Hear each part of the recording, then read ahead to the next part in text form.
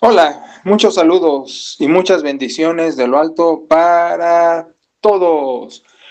Vamos a la emisión del discipulado pastoral correspondiente a esta semana. Bueno, estamos en el pasaje de Hechos, capítulo 21, y agarramos el pedacito que es versículo 37 y empezamos capítulo 22 hasta el versículo 5.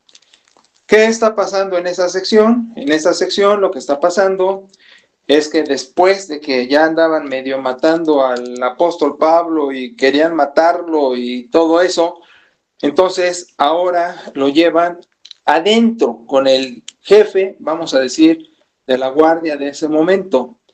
Y entonces Pablo le dice, oye, ¿puedo decirte algo? Y le pregunta el tribuno, ¿sabes griego? Y hay una confusión, le dice, tú eres aquel egipcio que está alborotando a la gente porque contemporáneamente había rebeliones y problemas internos ahí, pero el asunto no es eso, el asunto es que Pablo le contesta, no, yo soy judío y quiero hablarle al pueblo. Y entonces le da permiso y le habla al pueblo, y le habla al pueblo en hebreo. Y empieza diciéndoles que se va a defender y que al hablarles en hebreo dice aquí que entonces todos se callan y prestan atención porque se dan cuenta que es de los suyos.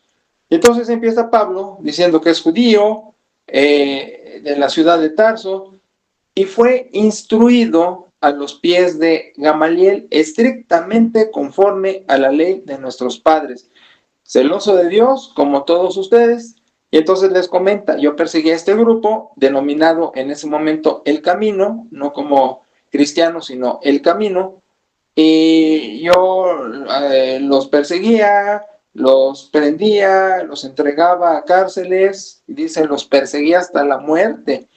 Y el sumo sacerdote también es testigo, y los ancianos, de que yo recibí cartas para ir a Damasco, para sacar presos de Jerusalén y que fueran castigados. En fin, ahora, yo te repito por enésima vez que sí me importa mucho lo que le pasa al apóstol, y hay que mencionarlo como lo acabo de hacer, pero mi tarea es el discipulado pastoral, es de esa enseñanza que sacamos para nosotros. Bueno, primero, el apóstol entonces ahora ya va a, con toda veracidad, a manifestarse, pues, ¿sí?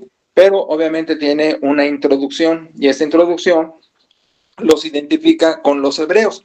Ustedes me están persiguiendo, acabo de hacer un voto, pero de todas maneras me agarran y me ponen mis guamazos, pero voy a compartirles que siendo de la cuna, y va después la sección siguiente a compartir cómo es que tiene un encuentro, su angst con Cristo, y ya entonces está dedicado en su discipulado ahora a proclamarlo, en vez de perseguirlo, de perseguidor pasa a ser perseguido por estarlo proclamando. Pero lo que quiero llamar la atención, y adrede de estas fechas próximas del Día del Maestro, que el sermón obviamente será alusivo a eso, pero vamos a mencionar aquí cómo Pablo va a tener un cambio, ¿sí? Diríamos en las cuestiones de tecnología, se va a reiniciar con esto de que fue instruido por Gamaliel, y Gamaliel no como alguien poco importante, ¿no? Un tipo de peso, un fariseo de fariseos, diría Pablo, una gente conocedora, un intelectual de la fe. Y mira, el fariseísmo está quemado por nosotros los no católicos, o incluso quizás también por católicos, que agarramos a los fariseos de bajada y decimos que son esto, lo otro, aquello, pero en realidad los fariseos era el plus dentro de las escuelas hebraicas, porque era gente de estudio, era gente intelectual, que si bien es cierto que en los evangelios se queman porque enseñan el cobre por ser tan radicales, tan rigoristas y diríamos hasta fanáticos, que Jesús luego tenía sus piques con ellos, por su literalismo y ir a la letra de la ley con tanto celo.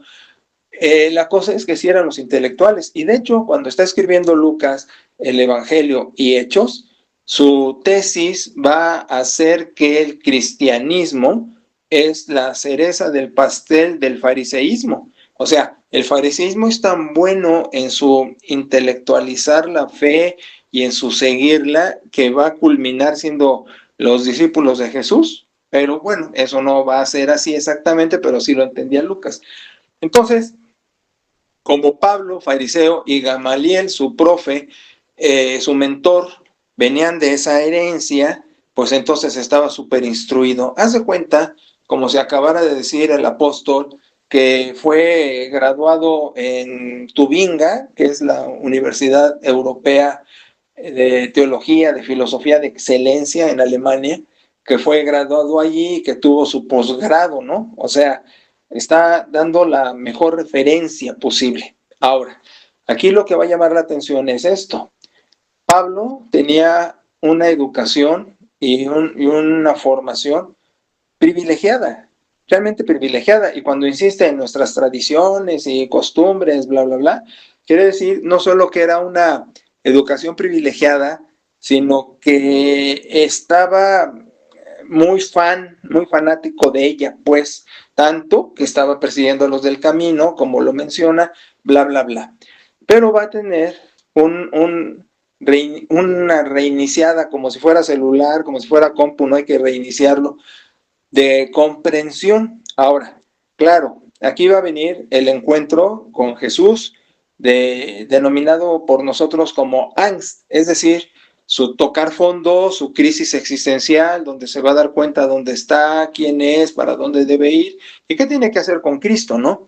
Y sobre todo, pues lo que hemos llamado el discipulado, el seguimiento, porque Jesús, cada que se nos manifiesta, es para un seguimiento, no es para conocerlo, para alzar la manita, te acepto, no. Jesús y su manifestación es un seguimiento, un discipulado. Ahora, cada quien lo va a asumir a su modo o no, y la idea es que el ser humano, salvado por Cristo, vea la posibilidad de subir de nivel en un discipulado, ¿sí? Bueno, términos generales. Ahora, el punto aquí es la reiniciada en su educación, en su formación. En otras palabras, que le caiga el 20. Y entonces, a pesar de haber tenido una educación privilegiada, va a modificarla. Y esta modificación, naturalmente, que va a ir a caminar en Cristo, tanto que va a deshacerse del pacto abrámico de la circuncisión, que eso era fundamental, tanto como bien se le acusó antes, ¿no? Tú estás diciendo que no estén conforme al rito de Moisés. Sí, por supuesto. Ahora decía el rito de Moisés, pero era de Abraham, pero ya sabes, lo metían como ley. Porque su tesis de Pablo en Gálatas, cuando empieza su esbozo teológico, es que ni la circuncisión ni la incircuncisión valen algo, sino la fe que obra por el amor. Y ya todo lo va a cerrar en la fe, en caminar con Cristo, que es sinónimo de ser discípulo.